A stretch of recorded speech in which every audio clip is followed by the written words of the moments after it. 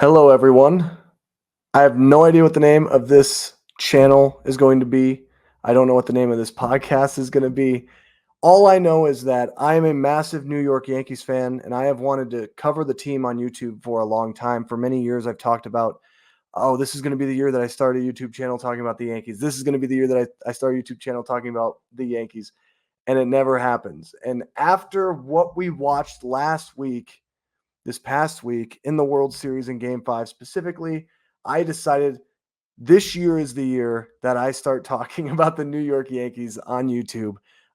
Those of you who don't know me, my name is Nick Acosta. I'm a filmmaker as well. I have a YouTube channel if you want to go check that out, where I actually released my short film Addict about 2 weeks ago. And I talk also horror movies over there as well. And I'm a filmmaker, so I make films and things like that. But I'm a massive New York Yankees fan. I've been a Yankees fan since I was basically born. I was born into this fandom. It's kind of like how people are like born into a religion or something. This was my religion. This is what my family kind of raised me to be. My entire family, they're all Yankee fans. My mom, my grandparents, my aunts, my uncles, my cousins, all of us are Yankee fans. And yeah, we're going to talk about the 2024 New York Yankees. The season just ended a little bit ago, back on Wednesday. I wanted to take some time to really kind of reflect a little bit before I got on here on YouTube and just really went angry with my thoughts, especially on Game 5. Also, don't mind the background.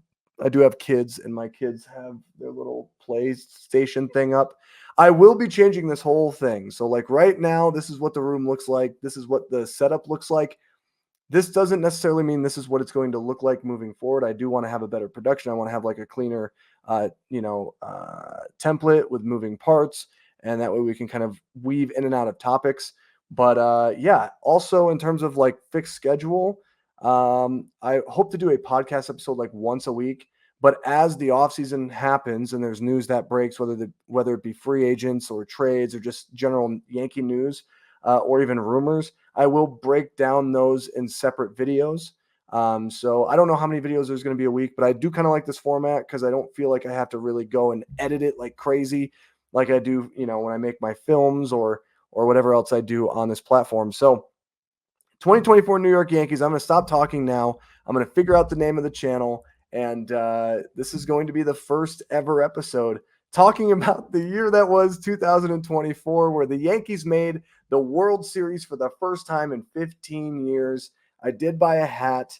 And after the game was over, it was really weird for me to wear this hat. I don't feel like wearing it out in public at the moment because of everything that happened and transpired. I've had people reach out to me asking how I am, knowing how much I love the New York Yankees. And obviously I'm doing okay, guys. Like, look, fandom is amazing. Sports are amazing. But the thing is you cannot let it affect who you are. You can't let it really affect your mental health or anything like that. Because guess what? At the end of the day, sports, these things, they matter to me, right? But they're not the end all be all that's going to dictate my happiness. I'm also not just a Yankee fan, but like I'm used to disappointment. Okay, in hockey, I like the Colorado Avalanche. I'm not going to talk about them here on this channel, but I do like the Avalanche. They're having a little bit of a rough season at the start because everyone's injured. And I'm also an Indianapolis Colts fan, and the Colts are embarrassing right now. So I don't want to talk about those teams. We're here to specifically talk about the New York Yankees in the 2024 season. That was the season where we had Juan Soto and Aaron Judge hitting back to back. And this, for the most part, was a very good season. We got to see the Yankees go all the way back to the World Series, something that we have been wanting for 15 years. We've been craving that moment where we could see Aaron Judge and Giancarlo Stanton and Gerrit Cole get the opportunity to play the most meaningful baseball in October possible, which is playing in the Fall Classic. And they had to do it against the LA Dodgers. Credit to the Dodgers. Congrats to them. They were the better team. They deserved to win this series. And they did. They had their parade. They celebrated.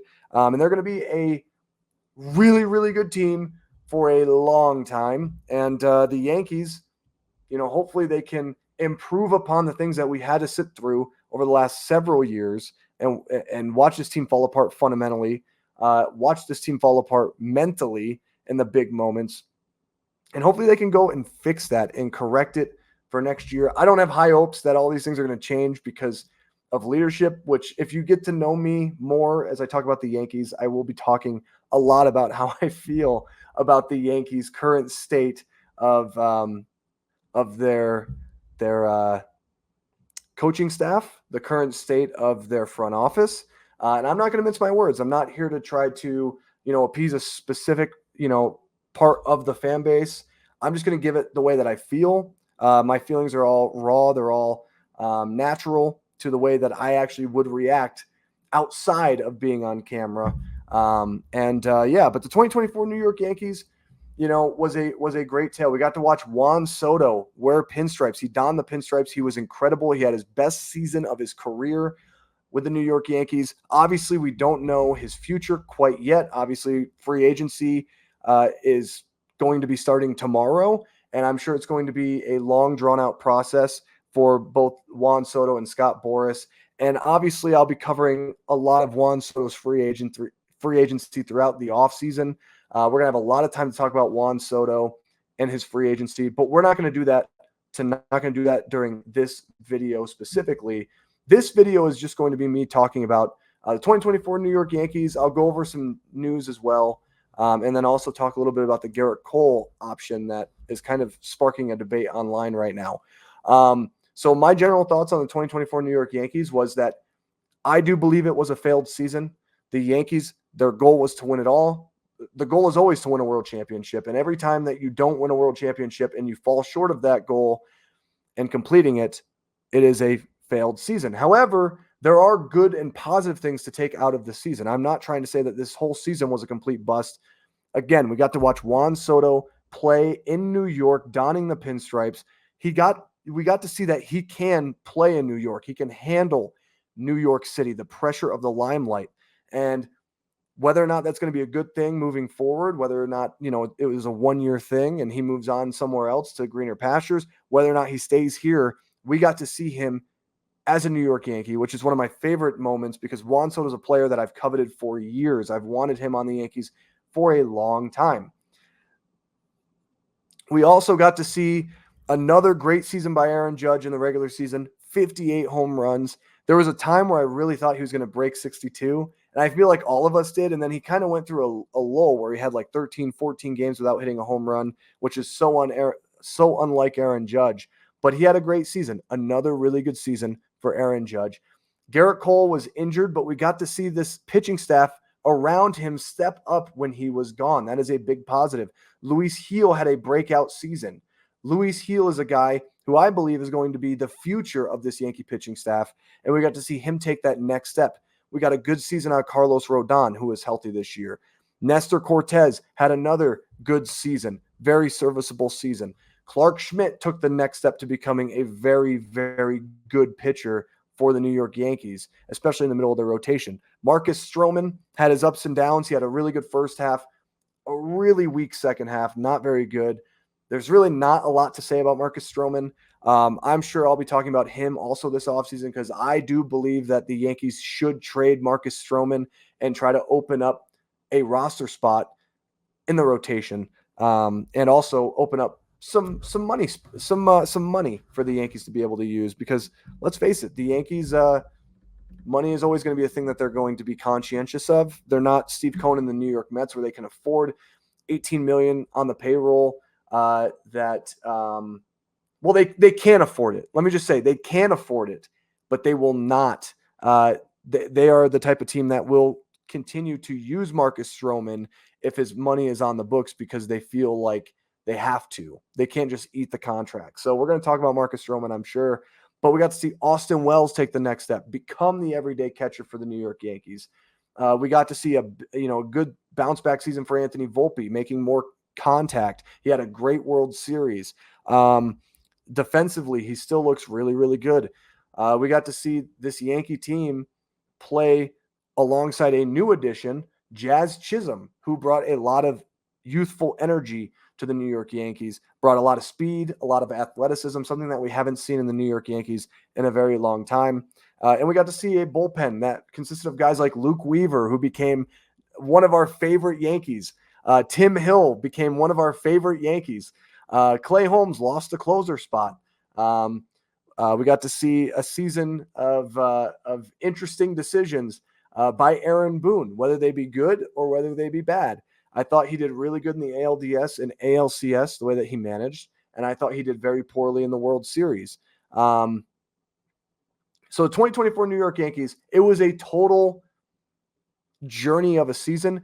We got to see them go deeper into October, and it's so weird because like we're getting into the point now where free agency starts tomorrow as I'm recording this, which is Sunday night at technically I guess it's Monday now. It's 12:07 a.m.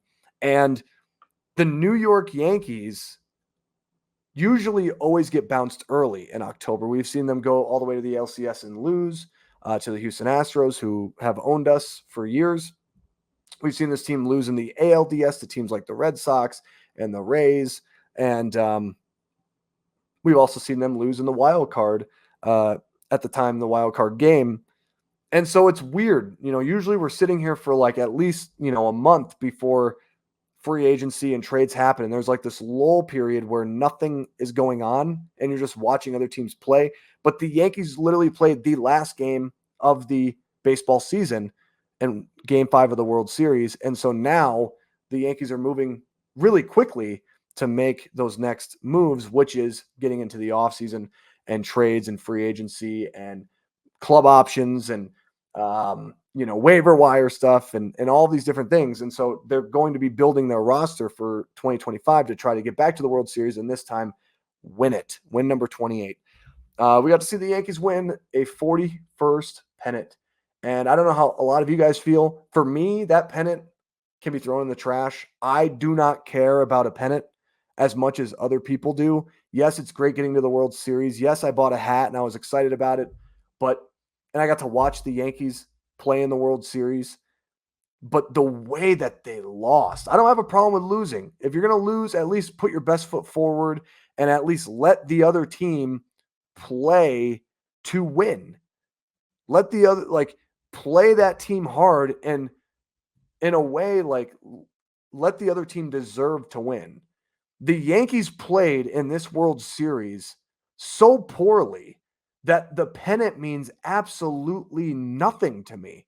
I'm so disconnected from it. I'm so disconnected with second place, as you will, because the Yankees played such a piss poor brand of baseball on the biggest stage in front of everyone, in front of all of the eyes of baseball. And it's interesting because us as fans who watch this team 162 games throughout the entire season, I watch every pitch. I've seen the issues with this team. I have seen the bad fundamentals on the base paths. I've seen really bad decisions from the defense. I've seen them look at fastballs down the middle of the plate so many times in a game that it just makes me want to explode. I've seen this team not be able to get good jumps off the base. I've seen this team not take leads. I've seen them swing at horrible pitches and make really bad pitch selections in terms of the pitching side. I've seen all of these things. We've seen these things. But to see now everyone seeing these things, it's embarrassing as a fan. And it's embarrassing, I would have to imagine, for the New York Yankees. Aaron Judge dropped a fly ball on Wednesday night. We were cruising 5-0. And I'm going to give you a little spoiler alert, okay? He catches that ball. The New York Yankees would have played a game 6 in LA. I'm not saying that they would have won the series. I'm not saying that. But you would have put the pressure on the Dodgers. You would have made them sweat. And it would have been so fun to watch Dave Roberts sweat and have to sit there and answer questions about, have to have him think just in his mind that little doubt of, oh my God, is this going to be revenge of 2004? But when Aaron Judge dropped that fly ball, and then you had Anthony Volpe not be able to throw the ball to Jazz at third, and then you had Gerrit Cole not covering first base, it's just an amalgamation of the New York Yankees of the last 7 years under Aaron Boone.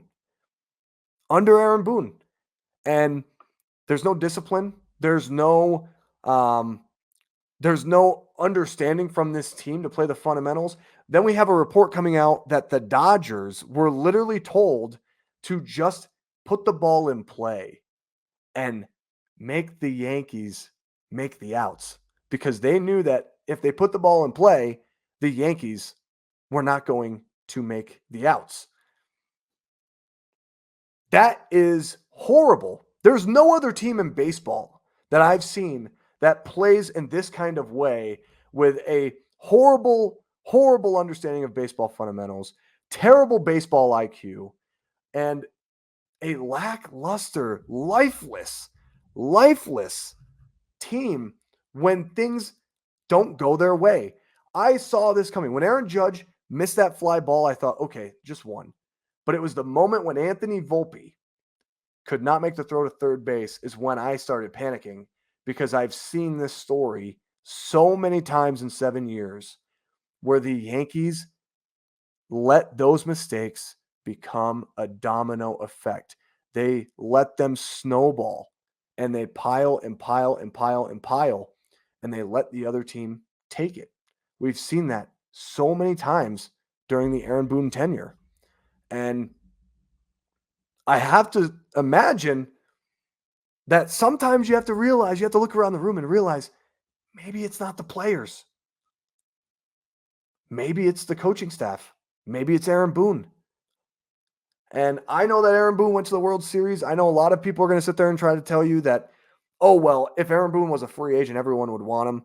I think that's bullshit. I think that we've seen that. Skip Schumacher led a Marlins team last year to the playoffs, and there's nothing for him out there. There's no team that is having Skip Schumacher. He just left the Marlins, and he's a good manager. Supposedly would be a guy that everyone wants, but no one seems to be giving him interviews. I mean, the Reds got Terry Francona, good for them. You have the White Sox; they just hired their manager. You have the Marlins they have a manager. I think that they're at least a couple finalists. If not, I've already chosen their manager. Aaron Boone, this idea that if the Yankees let go of Aaron Boone, that he would have all these interviews coming to fill in a manager role is completely ridiculous. It is ridiculous, and it's laughable, in my opinion. It is laughable. Now, do I believe that the Yankees, if they let go of Aaron Boone, they would just hire someone like him? Yeah, I do believe that. But here's the difference. We know what Aaron Boone gives to this team. And even if you don't want him to discipline these players or be hard on these players, he should at least teach them the basic fundamentals of baseball. He should at least teach them to be better at the simple things. Teams that the Dodgers exploit and are really good at. They're a good baseball team. They're elite. And you know why they're elite? Because they don't make those silly, stupid mistakes that the Yankees made in this entire World Series. Not just Game 5, but the entire World Series. Game 1. Obviously, Aaron Boone made the dumbest decision ever, going to Nestor Cortez, who hadn't pitched in a month, instead of Tim Hill, who had been Mr. Reliable from the left-handed side of the rubber the entire postseason. And you want to lose with your best, right? Tim Hill was our best left-handed option out of the bullpen, and you went with Nestor Cortez. And I like Nestor. I'm not blaming Nestor. That's not on Nestor. That's on Aaron Boone. He made a dumbass decision that cost the Yankees Game 1.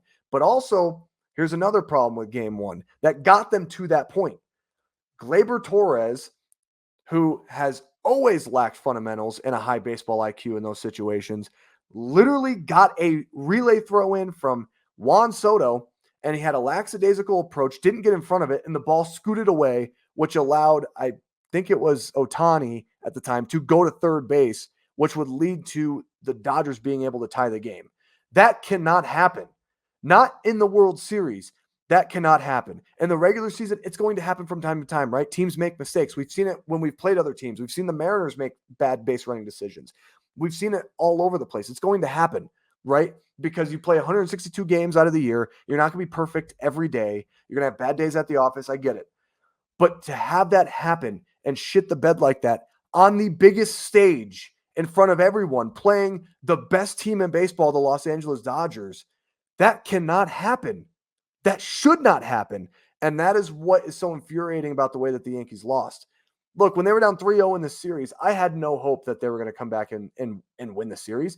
I was hoping that we'd at least make the Dodgers sweat a little bit. You go out there, you won game 4. Anthony Volpe had that big grand slam, that big moment. But let's call it as it is. The Dodgers were punting that game away. Dave Roberts did not care about winning game 4. Game 5 comes around. You have a 5-0 lead. Gerrit Cole is giving a great pitching performance. He was phenomenal. He did everything you wanted your ace to do. In the 5th inning, things snowballed. The Dodgers at that point were ready to basically kind of punt that game away. Dave Roberts was like, okay, I guess we're probably going to be going to LA for game 6. Like, I need to not use all my bullpen weapons. But then when he saw that window of opportunity with the Yankees kicking the ball all over the field, Aaron Judge, for some reason, took his eye off the ball, and 10,000 other times he makes that catch. But this one specific time in the World Series, in the biggest moment, he drops a fly ball hit right to him. Anthony Volpe, for some reason, decides to go to third. I get that the momentum was shifting you that way. I get that you might have felt like that was your only play. But like, you need to have a better throw than that. Set your feet a little bit. You had a little bit of time. And Gerrit Cole not covering first base.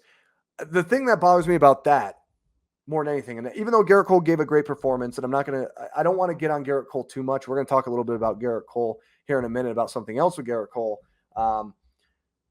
The problem that I have with that is Gerrit Cole has watched the Yankees. He's been on the Yankees since 2020. Anthony Rizzo has been on the Yankees since 2021. Gerrit, let me level with you here. Have you not watched Anthony Rizzo play first base?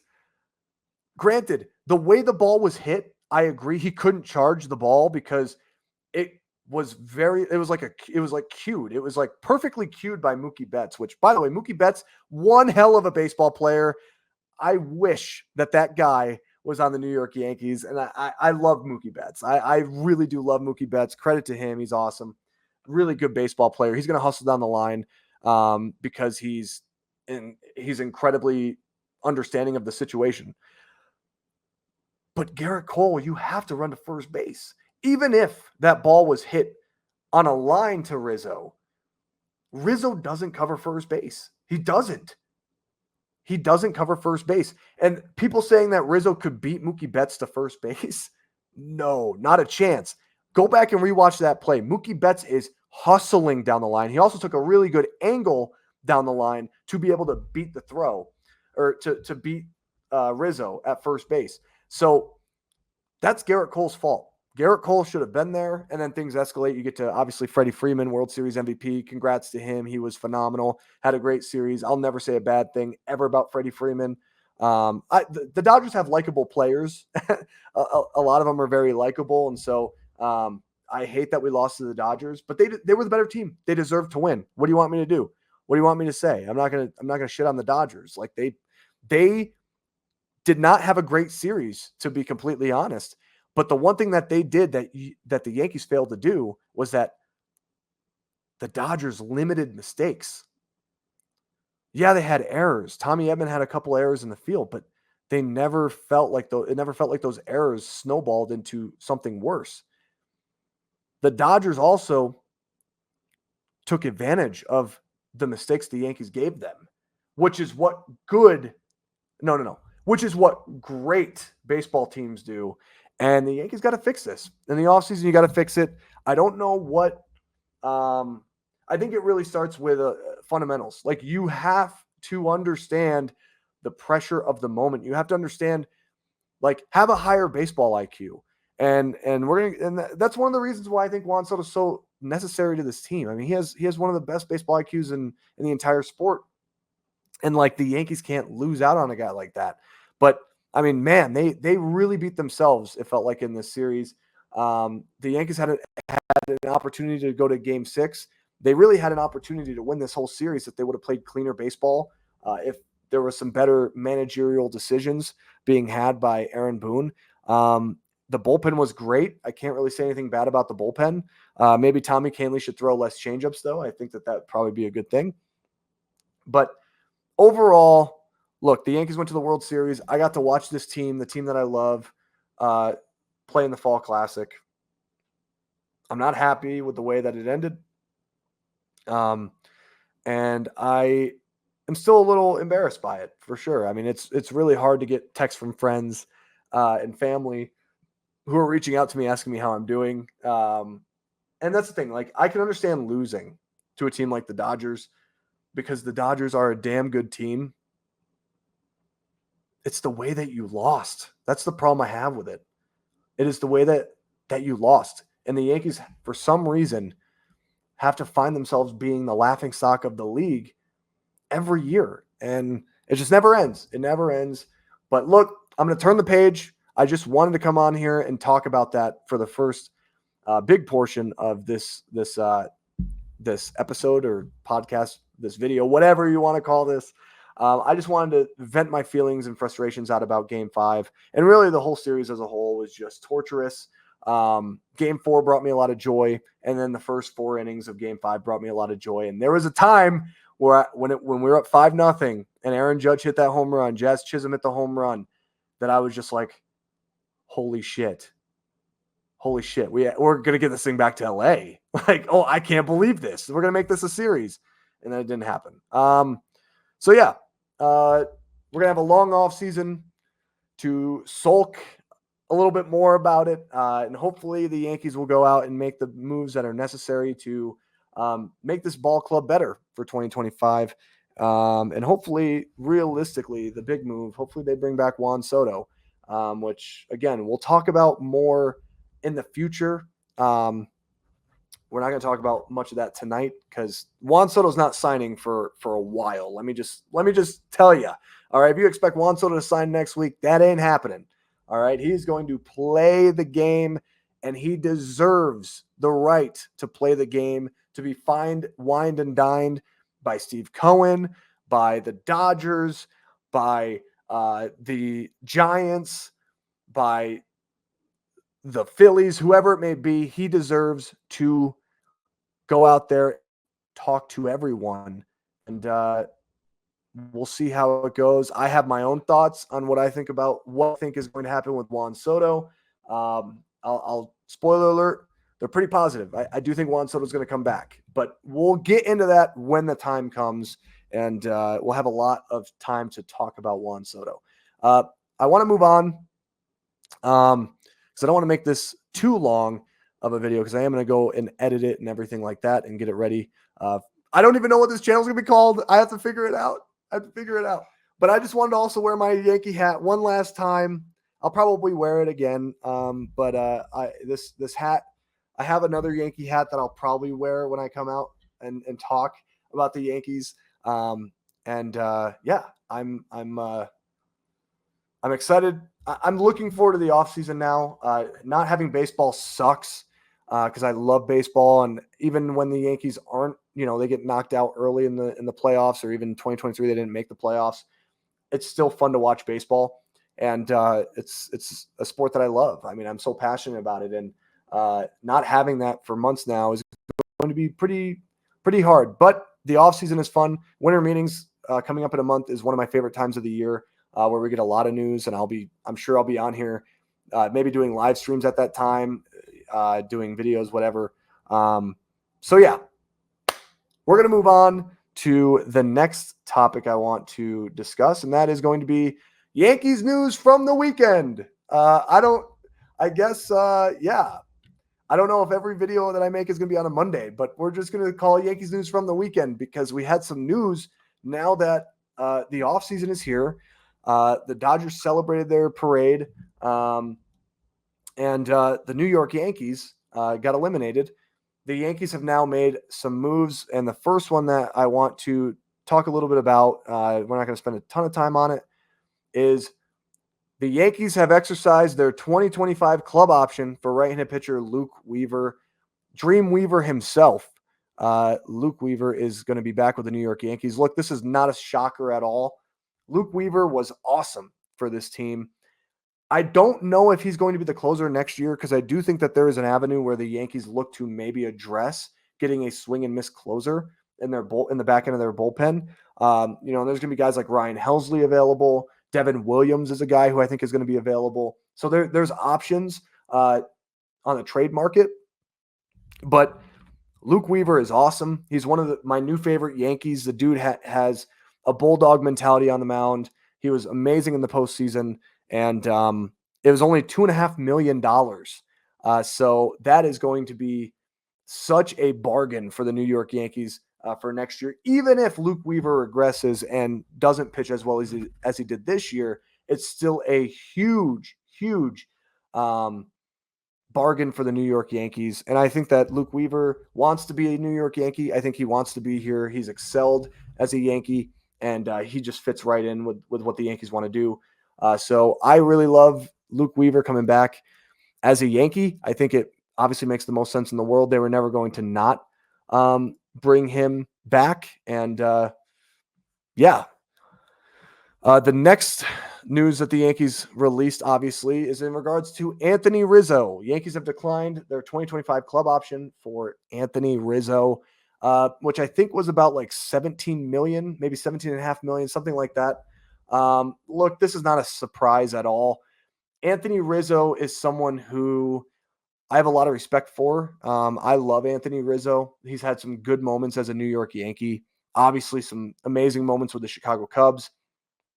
He's a guy who is a great leader for that clubhouse, but in terms of first base, it's time to move on. And it's not, and it's hard for me to say that because I love the guy, right? Anthony Rizzo is an awesome guy. He's always he always says the right things. He always has, this really nice attitude towards everything, and he just seems like a very sweet person. But the Yankees have to get more from the first base position offensively. And Anthony Rizzo this year, he hadn't hit a home run since like May or June. I mean, the guy really at the plate he could get base hits every once in a while, but you need more out of the first base position. First base is one of those positions where it's a premium slugging position.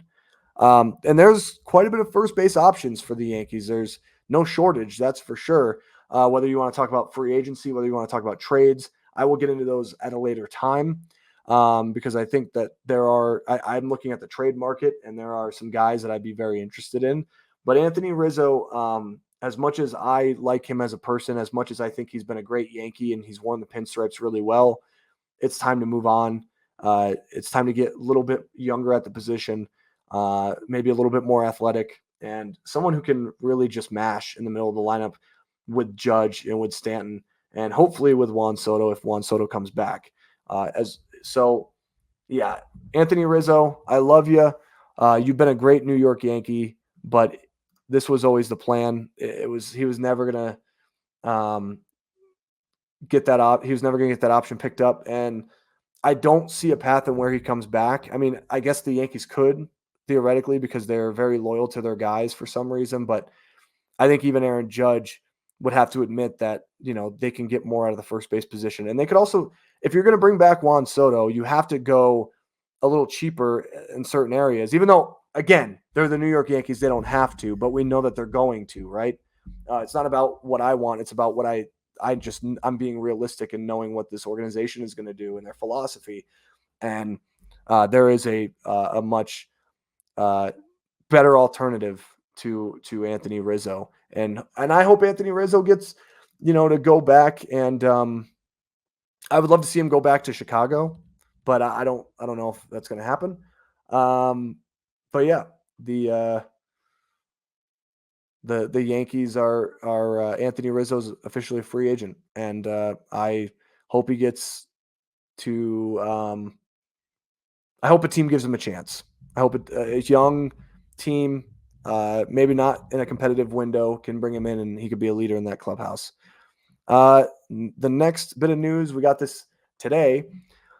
The Yankees have declined their 2025 club option for Lou Trevino. If you guys remember Lou Trevino, he was the reliever that came over with Frankie Montas in that trade with the Oakland Athletics. He was pretty good out of the Yankee bullpen, but we haven't seen him since 2022 because of injuries. He had Tommy John, and he was rehabbing with the Yankees, and I think he wasn't really able to bounce back very well this season, and that's why the Yankees never called him up. I don't really know what to say about this, to be honest. I don't have an opinion. I don't hate Lou Trevino. I thought Lou Trevino was a serviceable pitcher when we had him. I thought he, pitched pretty well for the Yankees. But again, the Yankees are going to look at the waiver market. They're going to look at guys who have been DFA'd, and they're going to look at those types of guys and try to bring in those guys. I do think that there are some trades out there that will make this bullpen better.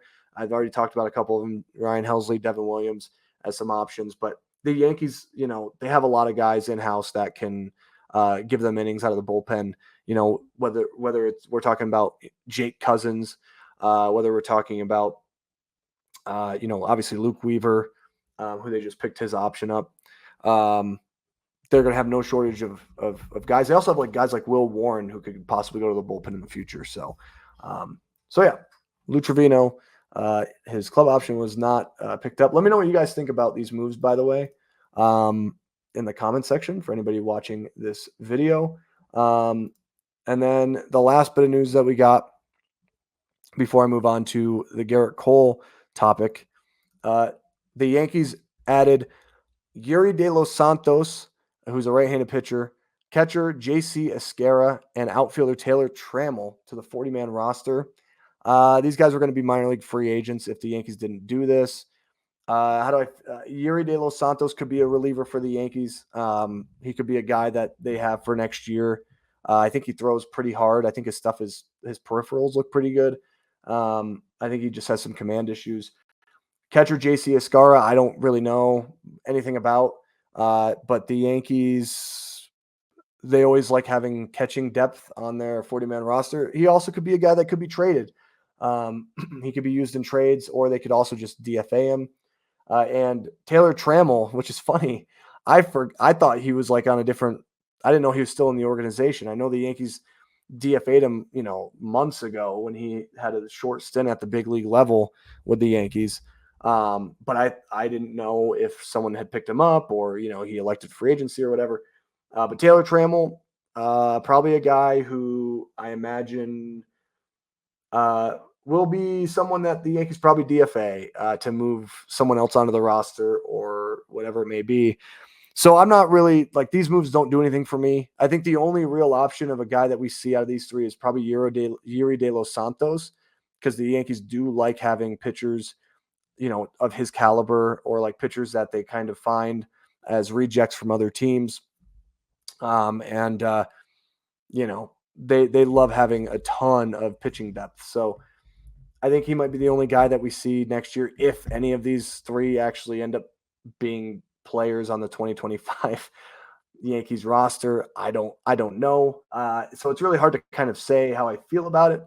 But I just wanted to bring you guys that news because that was something to talk about.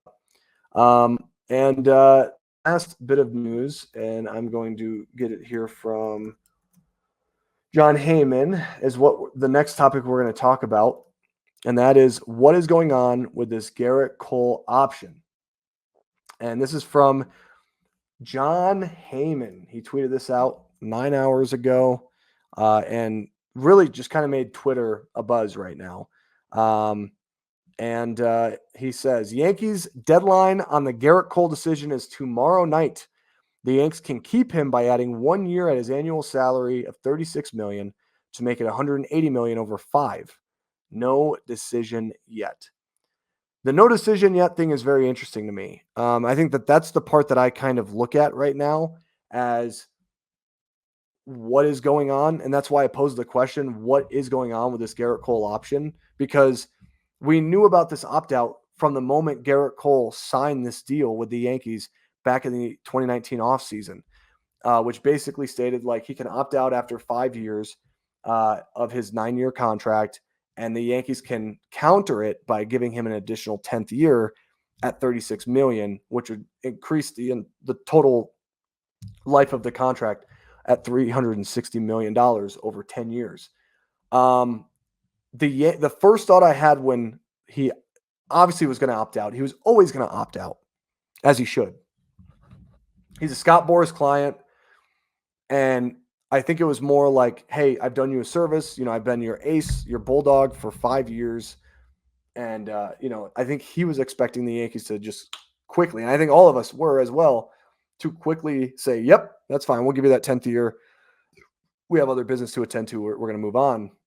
But that's not what's happened. There's no decision yet, says John Heyman.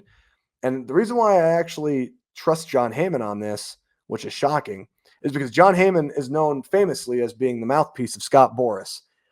He plays hard for Scott Boras. I don't know why, but yeah, Scott Boras is he's one of Scott Boras's little minions, and so I do believe this when he says there is no decision yet. I'm confused. I don't really know why the Yankees are doing this to themselves and to Gerrit Cole. Now, a lot of people can look at it in a couple of different ways. And I understand the discourse online. We're going to kind of go over that right now and what people think. Let me just kind of adjust myself here. People are saying that maybe the Yankees are trying to restructure this contract, maybe to give him like a 6th year, for example, but they change around the money a bit where things are deferred. First off, let me say why that's not the case. Because his agent is Scott Boras. Scott Boras does not do shifting of contracts, okay? If Gerrit Cole is going to be given 5 years and $180 million, and that's what's in the contract, he can't all of a sudden just Hal Steinberg and Brian Cashman can't just go to them and be like, okay, you know what, we've thought about it, and we need to bring back Juan Soto, and we need to, get a first baseman and get some bullpen help and all this stuff. And so we've decided that we're going to give you 6 years, but it's going to be like 150 million. No, it doesn't work that way. You have a contract. You have to oblige by it. And what that means is that unless he's signing a new extension, okay, which is that happening? I don't know. But it's really the case of this is kind of how simple and dry and cut this situation is, or it should be. It's Gerrit Cole opted out, and either you give him that 10th year at $36 million, or Gerrit Cole becomes a free agent. The scary part to me is the free agent thing, and I'll tell you why. The reason why is because you look at teams like the Dodgers, okay? The Dodgers just won the World Series. Do you know what the Dodgers are going to be doing this offseason? They're going to be improving their roster to try to win it again in 2025. Because you know what? The one thing that baseball hasn't had since the Yankees dynasty, they haven't had a repeat World Series champion. And the Dodgers want to be that. They want to be in that realm of what the New York Yankees were back in the 90s and early 2000s. Gerrit Cole is from Southern California. Gerrit Cole is a big-time ace. The Dodgers and Yankees just met in the World Series.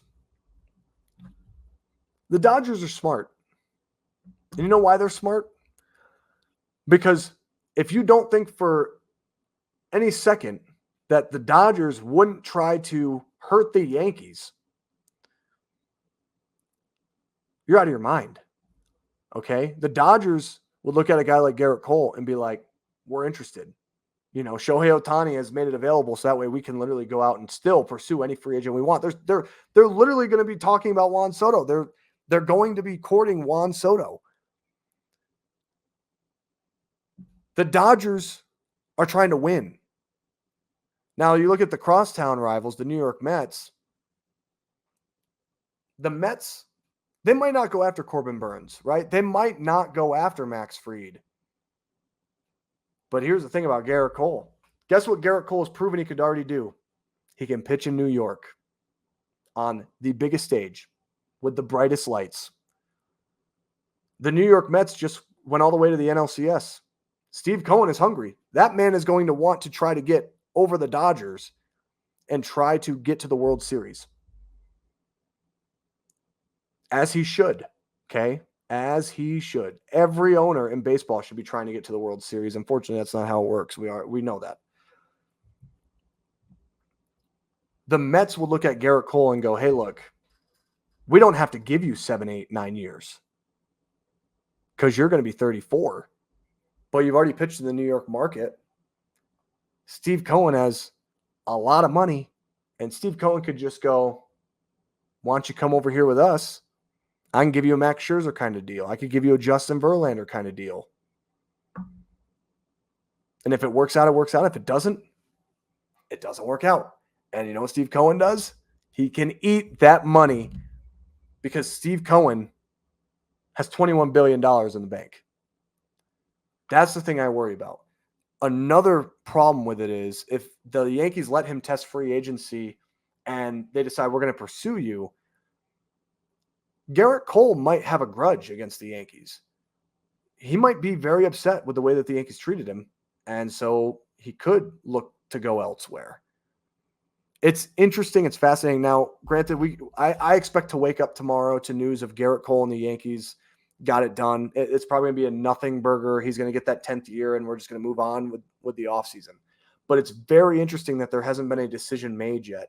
And I understand he was injured this year. I understand that he's getting older and his peripherals are down. His whiff rate is down. But here's the thing. He's Gerrit Cole, and the performance he just gave you in Game 5 of the World Series should tell you everything you need to know, that the dude is still the ace of the staff. And if you look at the Yankees from a roster standpoint right now, if Gerrit Cole leaves, and we're just playing make-believe right now because, again, I believe that this is going to be a nothing burger when all is said and done, but these are just some things to consider. If Gerrit Cole were to leave, you're left with a rotation of Carlos Rodon, who had a better season this year, but he's not an ace. And he's kind of a head case. Head cases don't work out as the anchors and aces of your pitching staff. You have Nestor Cortez, who had a good year, some injury issues, some questionable things with Nestor in terms of that regard, but also the league has kind of figured out Nestor a little bit. His herky-jerky type stuff isn't necessarily working now. He's also non-ace. Luis Gil, boy, was he impressive this year. In my opinion, should win the Rookie of the Year. He was incredible. But here's the thing about Luis Gil. Are you going to get a performance where he dominates and carves up everybody? Or are you going to get a performance where he walks the entire world? Not an ace. He's not an ace. He can get there, but he's not yet. Clark Schmidt. Great year from Clark Schmidt. There's a lot to love about Clark Schmidt. But he is a very valuable middle of the rotation to back end of the rotation pitcher. And there's nothing wrong with that. He's not an ace. He doesn't have swing and miss stuff. He doesn't have that elite fastball or the elite off-speed stuff. And then Marcus Stroman, I don't even think Stroman's going to be a New York Yankee next year. I think Stroman is going to be traded. He's making like $18 million for a guy who didn't even pitch in the postseason. Brian Cashman was correct. He's not a postseason pitcher. If Stroman stays on the roster, he'll give you 8 months, and then he's going to struggle. And no disrespect to Marcus Stroman. I love Marcus Stroman. I like his attitude a lot. I like his energy. I like the fact that he wants to be a New York Yankee. But that type of pitcher just doesn't play in this league at this point in time. They all are not aces. And it's hard-pressed, if you look around the league, to find the definition of an ace in a pitching staff. Sure, you could have number ones, right? Everybody has a number one. Sean Manaea was the New York Mets number one this year. Is he an ace? No. No, he's not. Brian Bayo, the Boston Red Sox #1. Is he an ace? No, he's not. The aces in Major League Baseball are Gerrit Cole, Tarek Skubal. Oh man. See, it's hard pressed. It's hard pressed to find like a true ace. Maybe Tyler Glass now if he's healthy.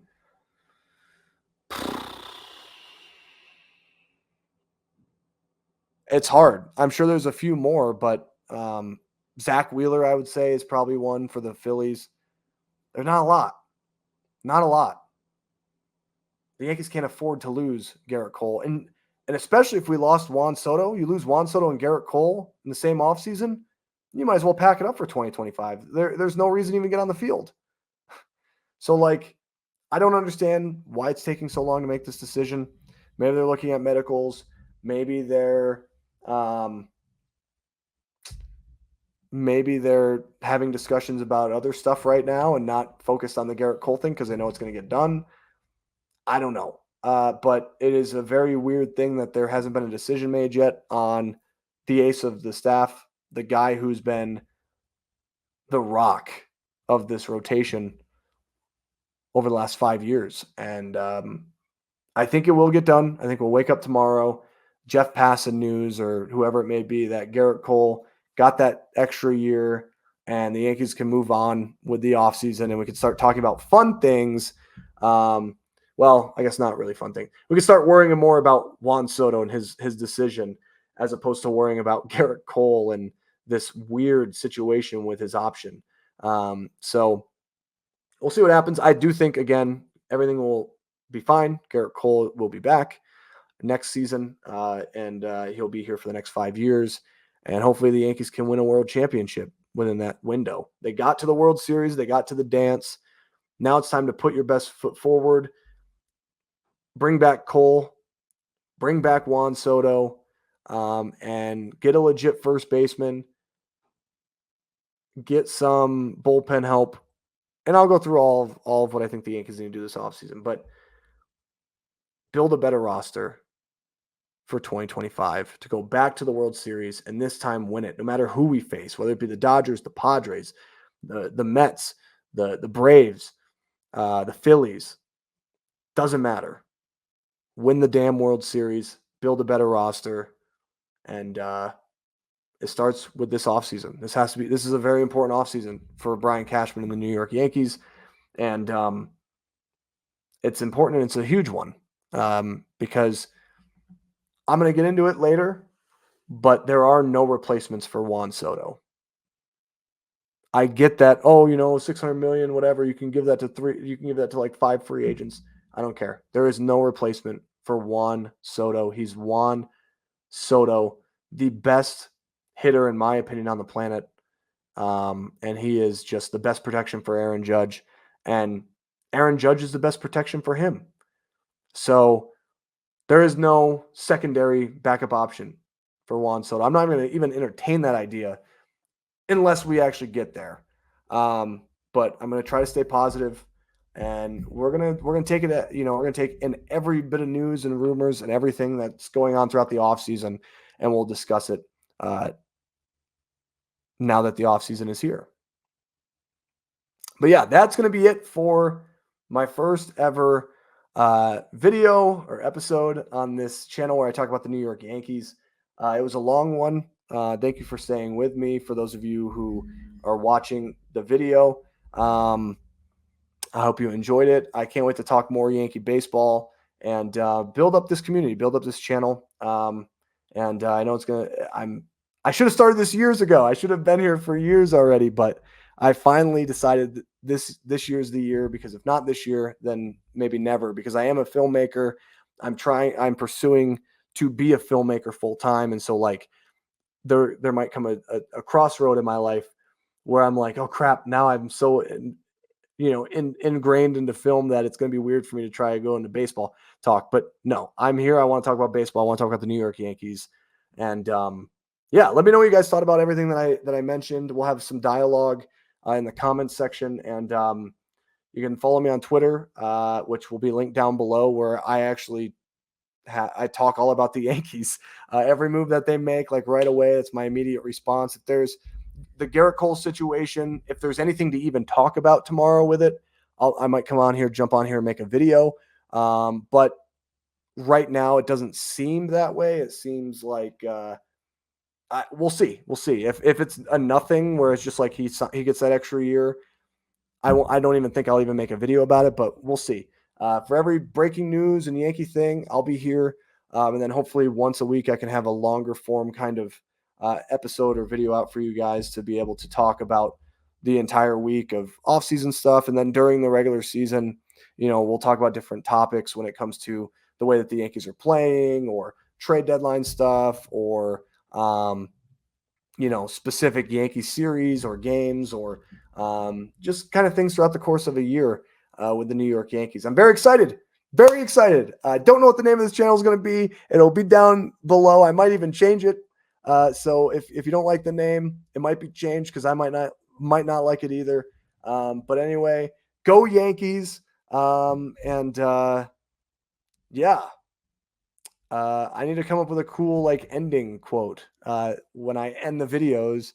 And I got to come up with my own brand now for this, but I'm excited to be here, talk about New York Yankee baseball with all of you guys. And if you're also a fan of other teams, make sure you come in and join the conversation. I'd love to hear about other teams. I might even talk a little bit about other teams and what they're doing based in reference of like what the Yankees could do. So especially if it affects the New York Yankees. Like if Juan Soto signs with the New York Mets, for example, I'll get on here and talk about that, and probably have tears in my eyes as I do it. But yeah, we're gonna talk all about Yankees baseball. But if you are a fan of another team, I encourage you to be a part of this community, be a part of these videos. I will do live streams once we grow an audience here, because it'll be a lot of fun to talk with you guys in the chat and get your guys' comments. But for now, I will see you guys sometime whenever there's breaking news. I will be here talking about the New York Yankees. So let's go Yankees. And I'll see you guys next time. Peace.